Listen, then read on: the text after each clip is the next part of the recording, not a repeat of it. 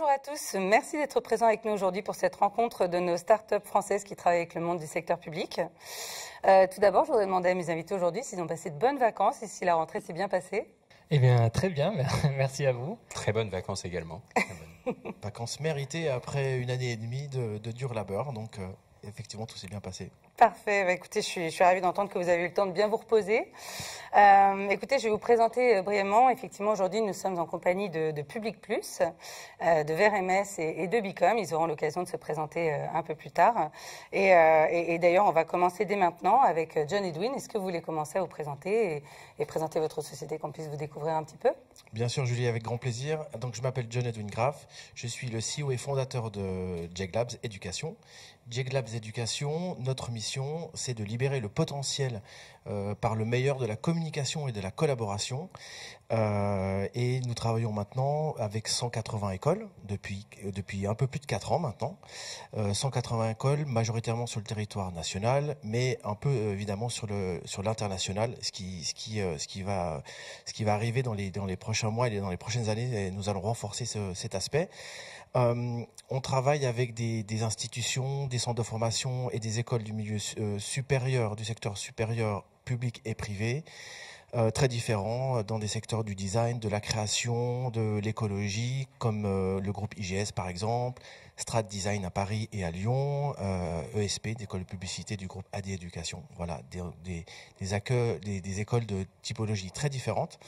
On développe 2 produits. Le premier, c'est Bicom. Le deuxième, c'est Memory. Bicom, c'est une plateforme de communication et de collaboration destinée donc aux écoles d'enseignement supérieur, regroupant toutes les fonctionnalités d'interaction et de collaboration au sein des apprenants, des formateurs et des admins, et qui a pour but aussi de centraliser l'ensemble des outils utilisés dans l'écosystème de l'institution. Donc un grand socle aussi d'interopérabilité.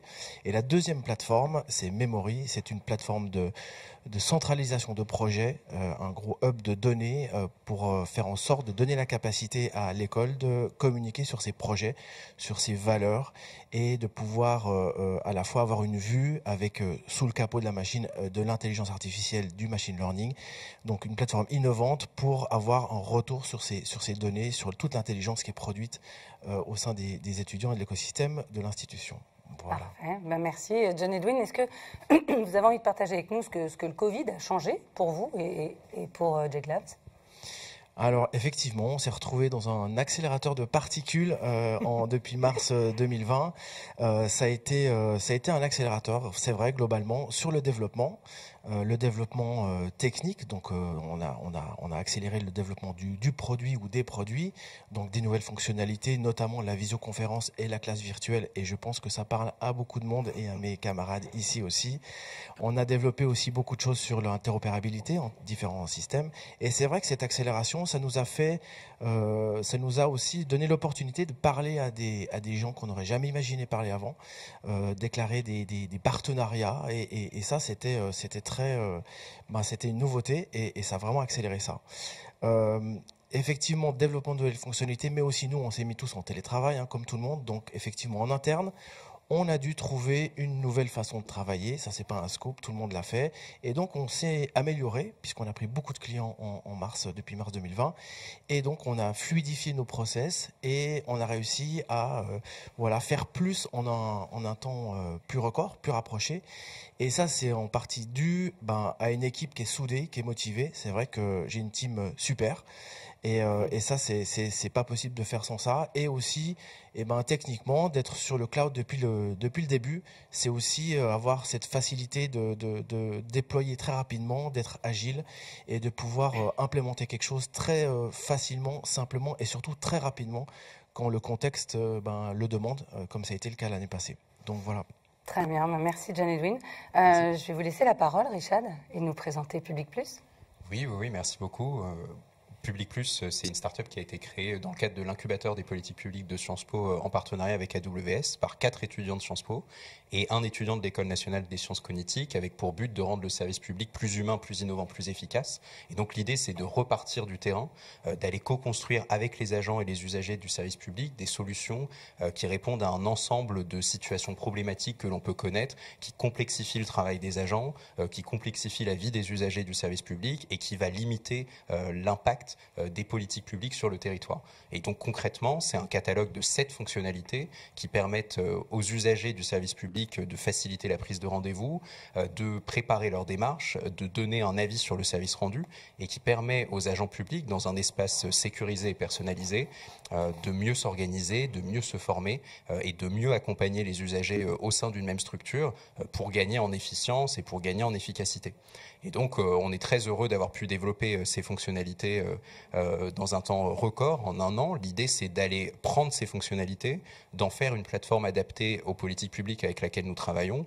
La première, c'est monespace-franceservice.fr, donc la plateforme dédiée à la politique publique France Service, qui a été expérimentée par 60 agents publics pendant 3 mois, avec des résultats qui sont vraiment encourageants, puisqu'on a 90% des agents qui ont expérimenté la plateforme qui sont satisfaits des solutions de Public Plus. On va avoir 75% qui pensent qu'elles peuvent être utiles, ces solutions de Public Plus, pour faciliter l'accès aux services publics des usagers qu'ils rencontrent, et 100% qui sont satisfaits de l'accompagnement de Public Plus au quotidien, de la prise en main de la plateforme, à la formation en continu, mais aussi à la maintenance. Et ça, c'est quelque chose de très important pour nous et je pense que c'est un élément important pour compléter l'action des administrations. Donc voilà ce que fait Public Plus. C'est clair, un grand chantier. Et dites-moi, votre société est née, je crois, en novembre de l'an dernier, donc en pleine crise du Covid. Qu'est-ce que ça a changé pour vous? Est-ce que ça a été un accélérateur ou est-ce que vous avez eu du coup des freins? Oui, nous on est clairement une start-up Covid puisqu'on a été créé pendant le Covid. On a fait notre réunion de fondation en visio. On vient de faire nos premiers rendez-vous clients en physique il y a quelques semaines maintenant. Donc ça a été bien sûr un défi. Je pense que ça a soudé l'équipe. Hein. John Edwin le disait, Public Plus, oui, et une équipe soudée aussi grâce au Covid. Mais ça a aussi été un défi surtout pour les partenaires avec lesquels nous travaillons, les agents publics qui pendant cette période de confinement ont eu un travail très difficile d'accompagnement des usagers pour réaliser le dernier kilomètre entre eux et l'usager qui était lui-même confiné. Et donc on a été très heureux de savoir que nos solutions, elles étaient utiles au quotidien de ces agents publics pour leur faciliter le travail et c'est pour ça que nous on a décidé de créer Public Plus. D'accord, merci beaucoup Richard. Je me tourne vers vous Armand, je vais vous laisser vous présenter et nous confier un peu justement votre sentiment sur les modifications donc, durant cette année passée. Très bien, eh bien moi je suis ici pour VRMS, donc on est une société qui travaille dans le domaine du traitement de données, notamment le traitement de données géographiques, cartographiques. Hein. Aujourd'hui, clairement, la donnée, c'est une vraie richesse, et tellement qu'on en a des fois trop, et il est très souvent difficile de la traiter. Et donc, c'est pour ceci que nous, on va proposer des logiciels et du service un petit peu autour de tout ça, hein, pour justement aider nos clients à gérer tout ça. Mm-hmm. Parfait. Et dites-moi alors, cette année passée, comment ça s'est passé pour vous? Est-ce qu'il y a eu des choses qui, du coup, peut-être des nouvelles solutions ou... Eh bien, moi, comme pour John Edwin, on a eu la chance d'être dans le cloud finalement avant le Covid. Mm-hmm. Et ça nous a énormément aidé déjà en interne. Puisque bon, finalement, ça nous a pas changé beaucoup la vie à part le télétravail, mais on avait déjà l'ensemble de nos outils disponibles. Ensuite, par rapport à notre gamme de services, je dirais que la seule différence était au niveau des formations. On est un organisme, on fait pas mal de formations. Puis là, voilà, il a fallu innover, on va dire, et imaginer de nouvelles manières de former les différents agents. D'accord, très bien, merci beaucoup. Dites-moi, j'ai quelques questions bien évidemment à vous poser.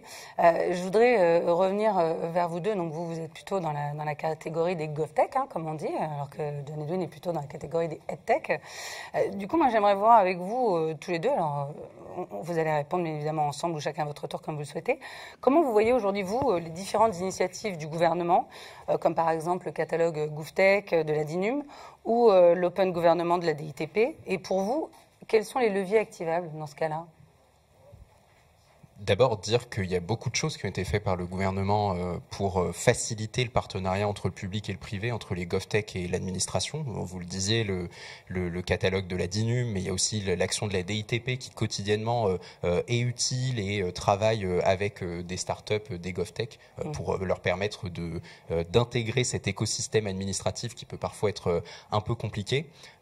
Donc ça, c'est pour ce qui a déjà été fait. Maintenant, ce qui peut être fait davantage, je pense que l'objectif aujourd'hui et dans les années à venir, c'est d'arriver à bâtir une relation de confiance entre ces initiatives privées, entrepreneuriales qui sont les nôtres, et l'administration qui a besoin de ces initiatives privées. Et nous, c'est ce qu'on dit souvent chez Public Plus.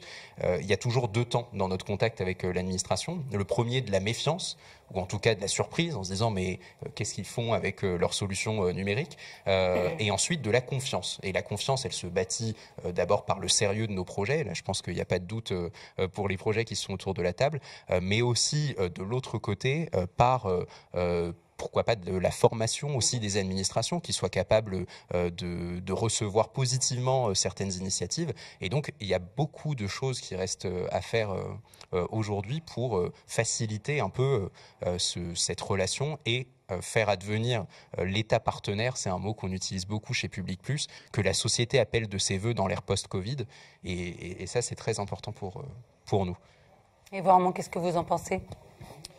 Je pense que le plan de relance, il a permis, en tout cas pour nos clients,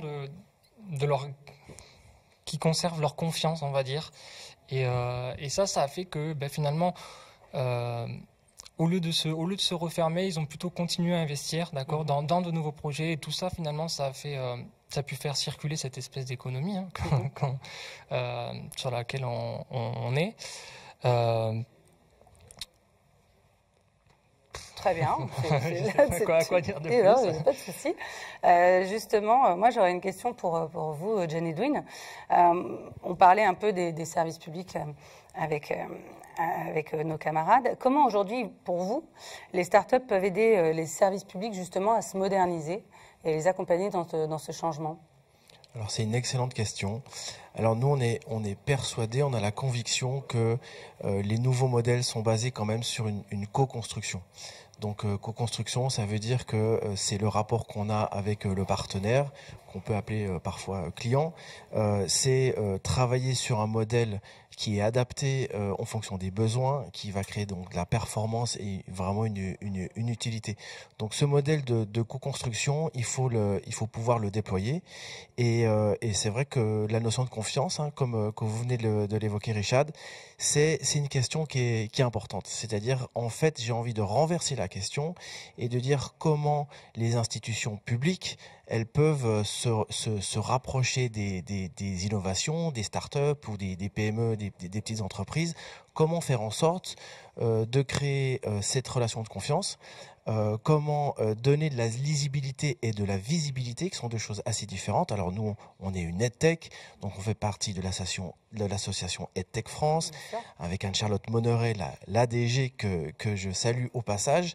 Et donc il s'agit de créer de la lisibilité pour une filière qui parfois est un petit peu morcelée, créer de la visibilité aussi, et donc du coup de créer toutes les composantes, qui sont capables de mettre en perspective cette confiance et qui permettent de dire à l'institution publique, à l'université par exemple, pour moi dans mon cas, ok, je vois plus de choses, cette offre elle est plus visible et je sens que il y a quelque chose de l'ordre de la confiance qui peut s'installer, et là du coup on peut commencer à se rapprocher, on peut commencer à se parler, on peut commencer à imaginer mettre des gens très différents autour de la table, parce que dans co-construction, je mets aussi des gens qui sont capables de parler de pédagogie, c'est mon cas, de parler de tech, parce qu'on doit innover, on doit parler à la DSI, on doit parler à des ingénieurs, on doit parler à des typologies de métiers très différentes. Là, on est plutôt dans une notion de design et de mettre tous ces gens autour de la même table, dans la même pièce. C'est à ce moment-là que du coup, on va essayer de parler le même vocabulaire. Et je pense qu'entre certaines institutions et certaines entreprises et certaines startups, je pense que l'idée, c'est de dire, on va essayer d'avoir un traducteur, on va essayer de parler le même vocabulaire pour essayer de faire tomber certains a priori, d'être sur la même façon de penser, qu'on puisse se comprendre. Et là, à ce moment-là, la confiance peut s'installer. Et là, on peut déployer pour un but commun, exactement. Okay. Peut-être pour compléter, moi je partage à 100% ce qui vient d'être dit par John Edwin. Nous, chez nous, Public Plus, on a une triple conviction. C'est d'abord que le numérique, c'est une chance, et ce que font les startups est une chance pour les services publics dans les territoires. Si tant est que nous, startups, grâce à nos méthodes de travail, on est capable de faire des solutions numériques qui soient accessibles, simples et utilisables par le plus grand nombre, parce que c'est ça aussi le service public, c'est le service du plus grand nombre.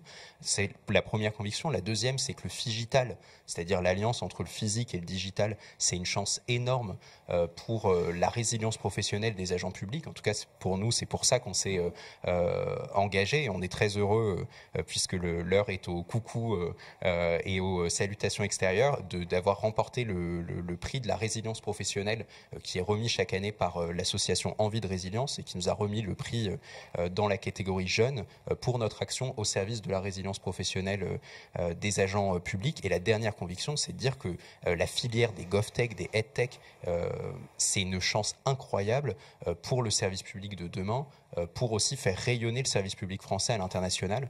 On a très facilement un discours sur la French Tech au sens large, mais aujourd'hui, je pense qu'il y a aussi une place à faire et qu'on doit créer nous-mêmes pour la service public tech, ou en tout cas la French public tech, à voir comment est-ce qu'on l'appelle. Et ça, je pense que c'est un vrai discours que nous, on doit porter, mais aussi que les administrations doivent accepter de porter. C'est aussi une fierté aujourd'hui de voir des Français avoir des initiatives d'intérêt général dans le milieu de la tech. Tout à fait, je rejoins totalement ce sentiment. J'aimerais, Armand, que vous partagiez avec nous un peu quel est le projet, justement, de l'année passée, donc, que vous avez envie de partager avec nous aujourd'hui. Oui, pourquoi pas. Un projet qui me tient peut-être particulièrement à cœur, un projet qu'on a fait avec une association qui s'appelle Vélo et Territoire, et qui a pour but de cartographier, de gérer, on va dire, toutes les pistes cyclables, véloroutes dans l'ensemble de la France. Et puis, en fait, grâce à leur infrastructure, ça permet aux usagers de signaler les différentes problématiques qu'on pourrait retrouver sur leur véloroute. Et puis voilà, ça va mettre en relation finalement les usagers aux agents publics qui vont ainsi pouvoir continuer leur travail, continuer l'expansion en tout cas de ces aménagements cyclables. D'accord, et de faire en sorte que ce soit utilisé de la manière la plus simple possible et plus sécurisée, j'imagine. C'est ça. Ok, très bien, merci. Et vous, John Edwin, vous avez un petit projet que vous avez envie de partager avec nous ? Oui, j'ai un petit projet que j'ai bien envie de partager avec vous. J'en ai même deux. En fait, donc je l'ai mentionné avant, il y a cette plateforme qui s'appelle Memory, orientée autour des projets des étudiants et de la façon d'investir le champ du learning by doing et de travailler et de montrer cette matière-là. C'est vrai que cette plateforme-là, on va sortir la V2 à la rentrée, là tout de suite. Et donc avec beaucoup de choses qui sont innovantes, des briques innovantes, comme je le disais avant, l'intelligence artificielle, du machine learning, qui permet de dégager des tendances, qui permet de retourner toute une intelligence et de la valeur pour l'école, mais aussi pour l'étudiant. Donc ça, c'est un projet effectivement qui me tient à cœur, qu'on a lancé il y a 4 ans, et là on est prêt pour clairement aller sur une V2 en mode très innovante. Donc on lance ça à la rentrée. Et puis aussi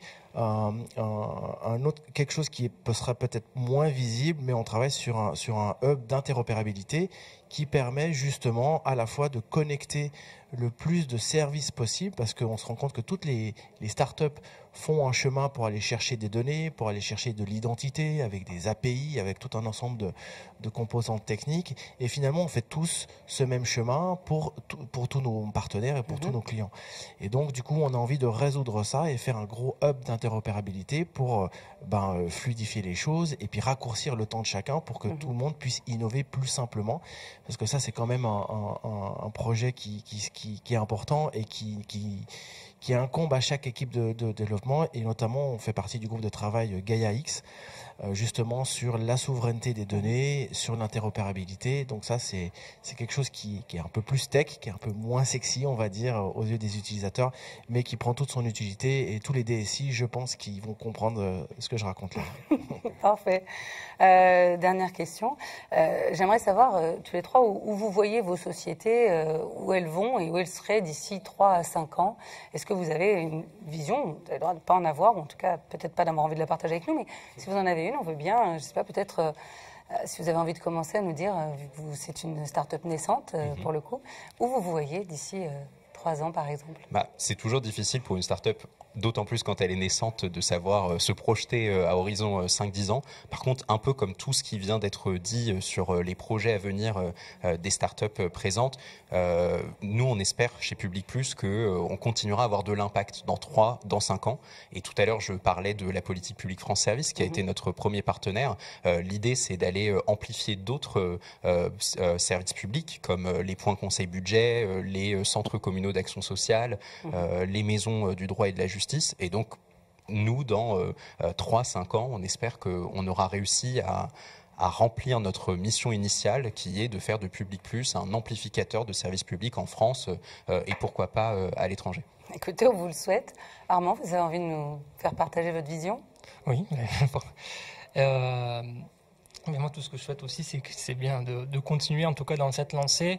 On n'en a pas beaucoup parlé aujourd'hui, mais on avait commencé il y a déjà 2-3 ans à avoir une action avec AWS justement pour aider les organismes publics justement à passer du on-premise dans le cloud, à mettre en tout cas à proposer nos logiciels, nos solutions en tant que service, ce qu'on appelle SaaS. Voilà, ce que j'aimerais, c'est continuer développer sur cette partie-là, vous voulez dire, et les aider à s'engager sur un chemin vers le cloud. C'est ça, sur un chemin que je pense qu'il y a peut-être encore un petit peu d'a priori, alors qu'il y a clairement plein d'avantages. D'accord. Et vous, John Edwin, alors dites-nous. Alors nous, étant sur le secteur de l'éducation, c'est un secteur évidemment qui nous est cher et qui est important. C'est quand même le monde de demain, tous ces étudiants, ces jeunes qui apprennent. Donc effectivement, on a notre focus très fort sur démocratiser, donner de plus en plus l'accès de plus en plus jeunes, de fluidifier cet accès à l'éducation, notamment dans des territoires qui sont peut-être pas accessibles numériquement ou moins accessibles numériquement, par des gens aussi avec des gens en situation peut-être de handicap qui perçoivent pas la même matière d'enseignement de la même façon. Et donc nous techniquement ça nous donne des challenges à résoudre clairement. Donc ça c'est très important. Et puis nous on a clairement l'ambition de devenir le leader de ce secteur et de continuer à se développer sur l'international et de mettre de plus en plus de ressources pour y aller et se développer. Très bien. Écoutez, merci à tous en tout cas d'avoir pris le temps avec nous aujourd'hui. On va vous souhaiter beaucoup de réussite dans vos projets et merci de les avoir partagés avec nous. Et puis, je vais vous dire à très bientôt, peut-être pour une autre session de Startup. En tout cas, très bonne journée à vous et merci messieurs. Merci Julie, à bientôt. Merci. À très bientôt.